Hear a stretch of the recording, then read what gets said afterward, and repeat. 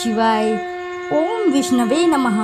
प्रिय भक्तगणों, स्वागत है आप सभी का आपके अपने चैनल ज्ञान अर्थ में। आज आप रसपान करेंगे कार्तिक अमावस्या की पावन पवित्र व्रत कथा। कार्तिक अमावस्या के दिन सुनी जाने वाली कथा, जिसके श्रवण मात्र से भगवान विष्णु और भोलेनाथ की कृपा से साधक के सभी दुख दारिद्रता दूर हो जाती है और जीवन से हर मुश्किलें दूर हो जाती हैं। भगवान भोलेनाथ की कृपा से ऐसे साधक को अटल संपत्ति, तेजस्वी पुत्र और अखंड सौभाग्य का वरदान अवश्य ही मिलता है। कार्तिक मास की 30वीं तिथि को कार्तिक अमावस्या के नाम से मनाया जाता है। हिंदू धर्म में अमावस्या का विशेष महत्व रहता रहा है। प्रत्येक माह में आने वाली अमावस्या किसी न किसी रूप में कुछ खास होती है। हर महीने एक बार आने वाली अमावस्या के दौरान दान और स्नान का बहुत बड़ा महत्व रहता है। इसी क्रम में कार्तिक मास में आने वाली अमावस्या का अपना कुछ खास महत्व होता है। इस दिन पितरों को याद करने के अलावा गंगा स्नान भी किया जाता है। इस दिन पितरों के नियमित तर्पण और पिंडदान तथा दान देने का भी कुछ खास महत्व बताया गया है।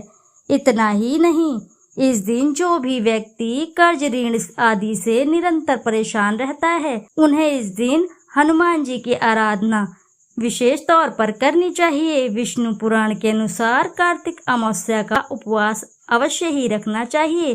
व्रत से पितृगण के साथ साथ सूर्य आदि नवग्रह और अग्नि, वायु नामक पंच तत्व नक्षत्र तृप्त होते हैं। कार्तिक अमावस्या का मुहूर्त रहेगा 31 अक्टूबर 2024 को 15:53 से अमावस्या आरंभ हो जाएगी। 1 नवंबर 2024 को 18:17 पर अमावस्या समाप्त होगी। कार्तिक मास की अमावस्या को दीपावली का पर्व मनाया जाता है। इस दिन संपूर्ण रात्रि में दीपों का प्रकाश किया जाता है। यह एक अत्यंत प्रभावशाली माना गया है। दिवाली मनाने के साथ साथ इस दिन पितरों का तर्पण और दान पुण्य के कार्य को भी किया जाता है। पौराणिक मान्यताओं के अनुसार महाभारत में भगवान श्री कृष्ण ने स्वयं कार्तिक अमावस्या के विषय में कई बातों का उल्लेख किया है। कार्तिक अमावस्या के दिन लक्ष्मी पूजन होता है। अमावस्या की रात्रि समय पर लक्ष्मी जी का पूजन करने का बहुत ही बड़ा विधान है। इस दिन कुबेर जी का पूजन भी होता है। अमावस्या के दिन स्नान सूर्योदय से पूर्व किया जाता है। स्नान कर पूजा पाठ को खास अहमियत दी जाती है। पवित्र नदियों में स्नान का खास महत्व होता है। इस अमावस्या पर दीपदान का भी बहुत बड़ा विधान है। यह दीपदान मंदिरों, नदियों के अलावा आकाश में भी किया जाता है। ब्राह्मण भोज, गाय दान, तुलसी दान, आंवला दान तथा अन्नदान का भी बहुत बड़ा महत्व होता है। दीपदान का महत्व राम के अयोध्या लौटने की खुशी को व्यक्त करता है, साथ ही पितरों को मार्ग भी दिखलाता है। इन दोनों ही संदर्भ में कार्तिक मास में दीपक जलाने की परंपरा प्राचीन काल से चली आ रही है। कार्तिक अमावस्या के दिन तुलसी पूजा की खास महत्व होता है। मान्यता है कि तुलसी पूजा से भगवान विष्णु का आशीर्वाद प्राप्त होता है। तुलसी की पूजा कर भक्त भगवान विष्णु को भी प्रसन्न कर सकते हैं। इस महीने अमावस्या के दिन स्नान के बाद तुलसी और सूर्य को जल अर्पित किया जाता है। पूजा अर्चना की जाती है। तुलसी के पौधे का कार्तिक अमावस्या में भी दान दिया जाता है। तुलसी पूजा न केवल घर के रोग दुख दूर होते हैं, बल्कि अर्थ, धर्म, काम तथा मोक्ष की भी प्राप्ति देता है। आइए अब रसपान करेंगे कार्तिक अमावस्या की पावन पवित्र व्रत कथा। कार्तिक अमावस्या पर बहुत सी कथाएं और पौराणिक घटनाएं मौजूद है। इस दिन धार्मिक ग्रंथों और मंत्रों को पढ़ा जाता है। इस दिन पर मंत्र अनुष्ठान किए जाते हैं। कार्तिक अमावस्या के दिन एक कथा इस प्रकार है। एक बार कार्तिक माह की अमावस्या तिथि के दिन देवी लक्ष्मी पृथ्वी पर विचरण कर रही होती हैं, परंतु अंधकार अधिक होने के कारण दिशा सही से पता नहीं चल पाती है। देवी लक्ष्मी मार्ग से भटक जाती हैं, पर रास्ते में चलते चलते उन्हें एक स्थान पर कुछ दीपक की रोशनी दिखाई देती है। देवी उस रोशनी के नजदीक जाती हैं तो देखती हैं कि एक झोपड़ी होती है। वहाँ एक वृद्ध स्त्री अपने घर के बाहर दीपक जलाए हुए थी और दरवाजा खुला होता है। वह स्त्री आंगन में बैठकर अपना काम कर रही होती है। देवी लक्ष्मी उस वृद्ध महिला से रात भर वहाँ रुकने के लिए स्थान मांगती हैं। वह वृद्ध महिला देवी लक्ष्मी को विश्राम के लिए स्थान और बिस्तर आदि की व्यवस्था करती है। देवी लक्ष्मी वहाँ विश्राम करने के लिए रुक जाती है। वृद्ध महिला के सेवा भाव और समर्पण के भाव से प्रसन्न होती हैं।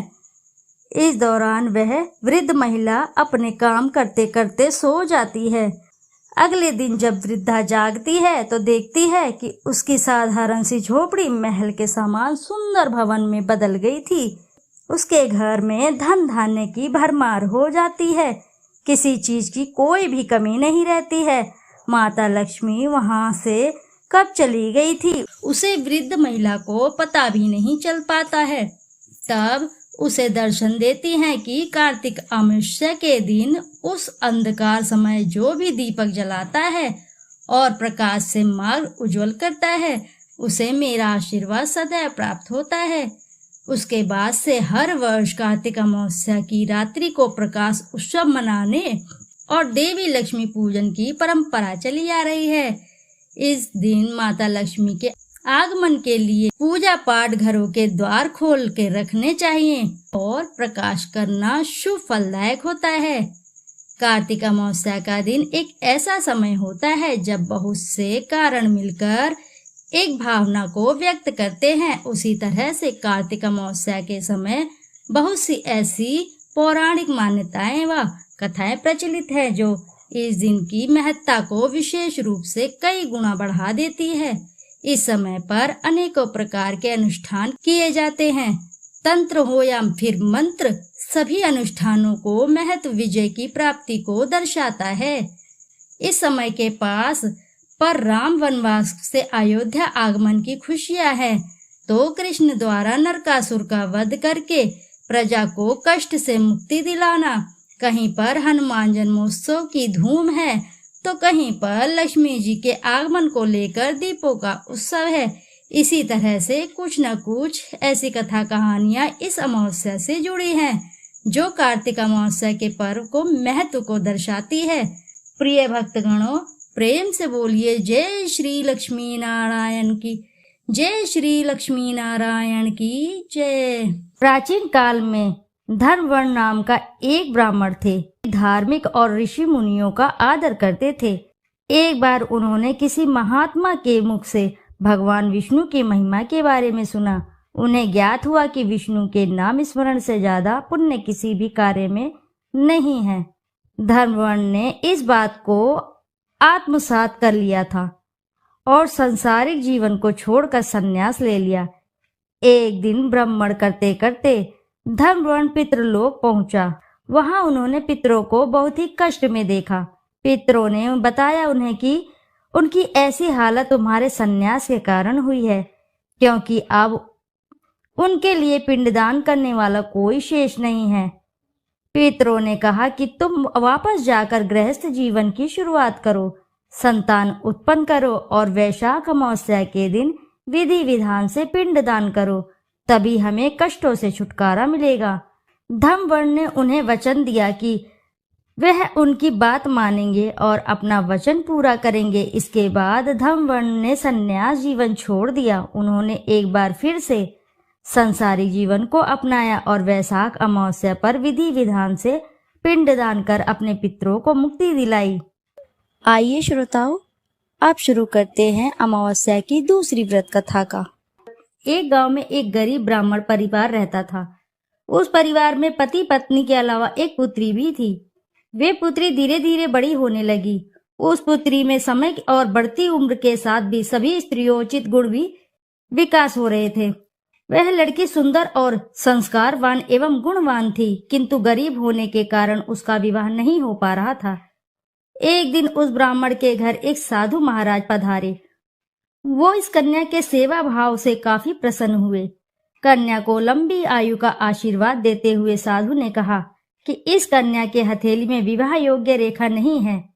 तब ब्राह्मण दंपति ने साधु से उपाय पूछा कि कन्या ऐसा क्या करे कि उसके हाथ में विवाह योग बन जाए। साधु ने कुछ देर बाद विचार करने के पश्चात अपनी अंतर्दृष्टि से ध्यान करके बताया कि कुछ दूर पर एक गांव में सोना नाम की धोबिन जाति की एक महिला अपने बेटे और बहू के साथ रहती है, जो बहुत ही आचार विचार और संस्कार संपन्न तथा पति परायण है। यदि यह कन्या उसकी सेवा करे, वह महिला इसकी शादी में अपने मांग का सिंदूर लगा दे, उसके बाद इस कन्या का विवाह तो हो ही जाएगा। इस कन्या का वैधव्य योग मिल सकता है। साधु ने यह भी बताया कि वह महिला कहीं आती जाती नहीं है। यह सुनकर ब्राह्मण ने अपनी बेटी से धोबिन की सेवा करने की बात कही। अगले दिन कन्या प्रातःकाल ही उठकर सोना धोबिन के घर जाकर साफ सफाई और अन्य सारे काम करके अपने घर वापस आ जाती है। एक दिन सोना धोबिन अपनी बहू से पूछती है कि तुम तो सुबह ही उठकर सारे काम कर लेती हो और पता भी नहीं चलता। बहू ने कहा, माँ जी, मैंने तो सोचा कि आप ही सुबह उठकर सारे काम खुद ब खुद खत्म कर लेती हैं। मैं तो देर से उठती हूँ। इस पर दोनों सास बहू निगरानी करने लगी कि कौन है जो कि सुबह घर का सारा काम करके चला जाता है। कई दिनों के बाद धोबिन ने देखा कि एक कन्या मुंह अंधेरे घर में आती है और सारे काम करने के बाद चली जाती है। जब वह कन्या जाने लगी तो सोना धोबिन उसके पैरों में गिर पड़ी। पूछने लगी कि आप कौन हैं और इस तरह छुपकर मेरे घर की चाकरी क्यों करती। तब कन्या ने साधु द्वारा कही बात सारी बताई। सोना धोबिन पति परायण थी, उसमें तेज था। वह तैयार हो गई। सोना धोबिन के पति थोड़ा अस्वस्थ थे। उसने अपने बहू से अपने लौट आने तक घर पर ही रहने का कहा। सोना धोबिन ने जैसे ही अपने मांग का सिंदूर उस कन्या के मांग में लगाया, उसका पति मर गया। उसे इस बात का पता चल गया। वह घर से निराजल ही चली थी, यह सोचकर कि रास्ते में कहीं पीपल का पेड़ मिलेगा तो उसे भंवरी देकर उसकी परिक्रमा करते ही जल ग्रहण करेगी। उस दिन सोमवती अमावस्या थी। ब्राह्मण के घर मिले पुए पकवान की जगह उसने ईंट के टुकड़ों को 108 बार भंवरी देकर 108 बार पीपल के पेड़ की परिक्रमा की और उसके बाद जल ग्रहण किया। ऐसा करते ही उसके पति के मुर्दा शरीर में वापस जान आ गई। धोबिन का पति वापस जीवित हो उठा। इसीलिए सोमवती अमावस्या के दिन से शुरू करके जो भी व्यक्ति अमावस्या के दिन भंवरी देता है, उसके सुख और सौभाग्य में वृद्धि होती है। पीपल के पेड़ में सभी देवी देवताओं का वास होता है। अतः जो भी व्यक्ति हर अमावस्या को न कर सके तो सोमवार को पड़ने वाली अमावस्या के दिन 108 वस्तुओं की भंवरी देकर धोना धोबिन और गौरी गणेश का पूजन करता है, उसे अखंड सौभाग्य की प्राप्ति होती है। ऐसी प्रचलित परंपरा है कि पहली सोमवती अमावस्या के दिन धान, पान, हल्दी और सिंदूर, सुपारी की भंवरी दी जाती है। उसके बाद की सोमवती अमावस्या को अपने सामर्थ्य के हिसाब से फल, मिठाई, सुहाग सामग्री, खाने की सामग्री इत्यादि की भंवरी दी जाती है और फिर भंवरी को चढ़ाया गया सामान किसी सुपात्र ब्राह्मण, ननंद या भांजे को दिया जा सकता है। यह ध्यान रहे कि यह भंवरी का सामान अपने गोत्र या अपने से निम्न गोत्र में दान नहीं करना चाहिए। इस बात का आप अवश्य ही ध्यान करें।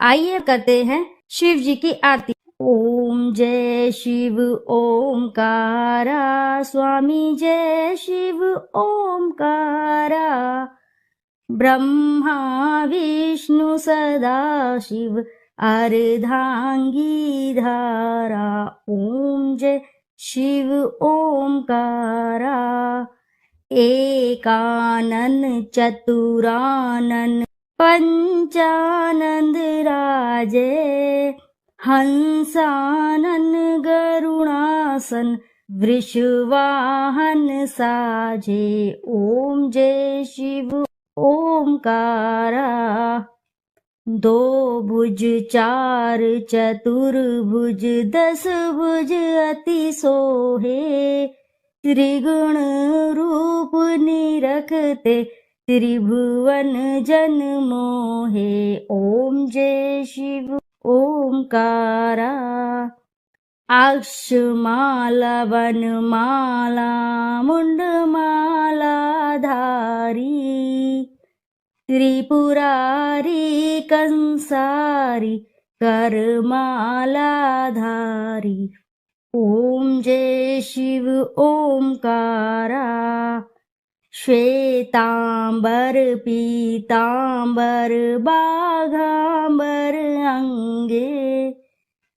सनकादिक गरुणादिक भूतादिक संगे। ओम जय शिव ओमकारा। कर के मध्य कर मंडल चक्र त्रिशूलधारी। सुखकारी दुखहारी जग पालनकारी। ओम जय शिव ओमकारा। ब्रह्मा विष्णु सदा शिव जानत अविवेका। मधु कैटभ दो मारे सुर भयहीन करे। ओम जय शिव ओमकारा। लक्ष्मी व सावित्री पार्वती संगा। पार्वती अर्धांगी शिलहारी गंगा। ओम जय शिव ओमकारा। पर्वत सोहे पार्वती शंकर कैलासा। भांग धतूर का भोजन भस्मी में वासा। ओम जय शिव ओमकारा। जटा में गंगा बहत है गल मुंडल माला। शेष नाग लिपटावत ओढ़त मृग छाला। ओम जय शिव ओमकारा।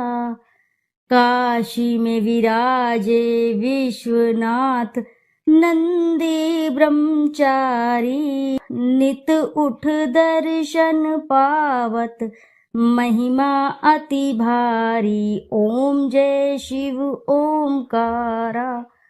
त्रिगुण स्वामी जी की आरती जो कोई नर गावे। कहत शिवानंद स्वामी मन वांछित फल पावे। ओम जय शिव ओमकारा। बोलो जय भोलेनाथ की जय। दोस्तों आशा है कि कथा आपको अच्छी लगी होगी। यदि कथा आपको अच्छी लगी है तो वीडियो को जरूर लाइक करें और साथ ही चैनल को सब्सक्राइब करें और एक बार अपनी सच्ची श्रद्धा से कमेंट बॉक्स में जरूर लिख दें हर हर महादेव जय भोलेनाथ। फिर मिलते हैं आपसे ऐसे ही किसी कथा कहानी। जब तक के लिए नमस्कार।